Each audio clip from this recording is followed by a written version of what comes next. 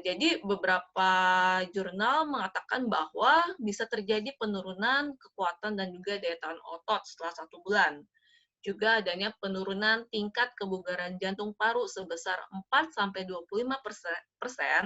setelah absen 3-4 minggu. Dan juga yang bisa terjadi juga kondisi di training ini bisa mempengaruhi sisi psikologis atlet ya, berupa mungkin rasa kecemasan, rasa stres, bingung, dan juga mudah lelah ya.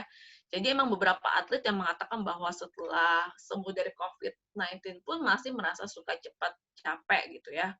Dr. Monica menambahkan, waktu pemulihan yang dibutuhkan atlet pasca sembuh COVID-19 paling tidak 7 hari pasca sembuh dan tidak menunjukkan gejala.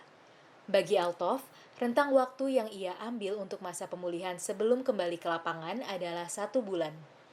Selama 1 bulan yang gue dinyatakan negatif, itu gue tetap paksa untuk kayak gue jogging, kayak gue tetap workout gitu, walaupun di situ gue tersiksa banget, kayak gue nggak pernah ngerasain gue selama ini gitu. Tapi setelah itu sebulan kayak gue hampir setiap hari lah gitu, seminggu minimal 4-5 kali, itu gue langsung normal lagi. Dr. Monica juga menjelaskan bahwa saat atlet kembali berlatih, dibutuhkan beberapa tahapan sebelum dapat kembali optimal, meliputi tahapan durasi, intensitas, dan jenis latihan. Jadi kalau kita lihat dari tahap 1 sampai tahap 5, itu ada peningkatan dari mungkin untuk awal latihannya sebentar dulu aja nih, durasinya 15 menit gitu. Nanti untuk berikutnya coba ditingkatkan di 30 menit, 45 menit, dan juga 60 menit. Termasuk juga intensitas latihannya. Awalnya tadi awalnya kurang dari 70%, kemudian bisa meningkat menjadi 80%. Untuk latihannya juga awalnya dari aktivitas yang ringan-ringan saja seperti berjalan, light jogging, swimming, belum ada latihan beban, kemudian bisa meningkat nih menjadi latihannya yang lebih sedikit berat seperti running dengan menggunakan drill-drill gitu. Terus bisa progresi juga peningkatan intensitas dan juga durasi, dan juga sampai akhirnya nanti dia bisa sampai ke stage 5 bisa untuk kembali kembali kembali berkompetisi gitu ya. Kalau misalnya kita lihat di sini ada tabelnya ya untuk mengevaluasi ketika atlet yang memang positif namun tidak memiliki gejala, memang disarankan untuk melakukan pemeriksaan baik pemeriksaan fisik dan juga mempertimbangkan untuk rekam jantung. Namun ketika atlet yang memang memiliki gejala penyakit ringan,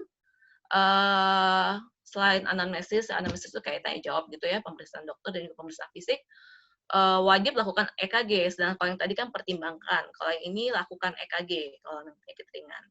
Namun ketika seorang atlet yang memiliki gejala sedang sampai berat, maka dia harus melakukan evaluasi yang lebih komprehensif selain pemeriksaan rekam jantung, juga ada beberapa penilaian biomarker darah yang harus dilakukan dan juga pemeriksaan ekokardiografi dan juga exercise test.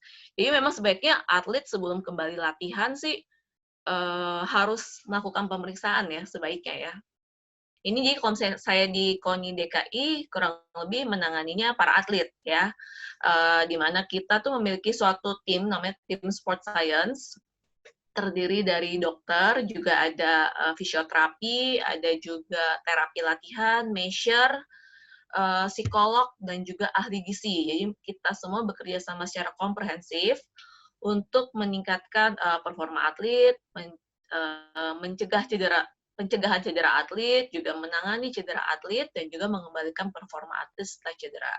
Nggak hanya untuk kasus cedera saja sih, untuk kayak kasus apabila ada atlet yang sakit pun juga berobatnya ke kita gitu ya, ke poliklinik di KONI DKI.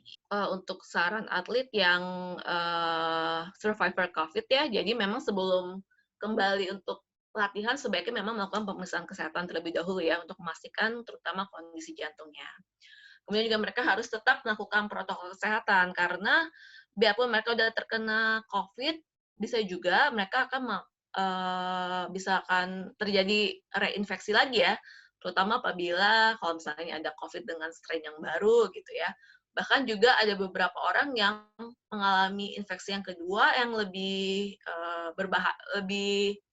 kasusnya lebih parah gitu dibandingkan dengan pas pertama kali dia kena gitu. Jadi mereka harus tetap menjaga diri ya, terutama juga melakukan protokol kesehatan,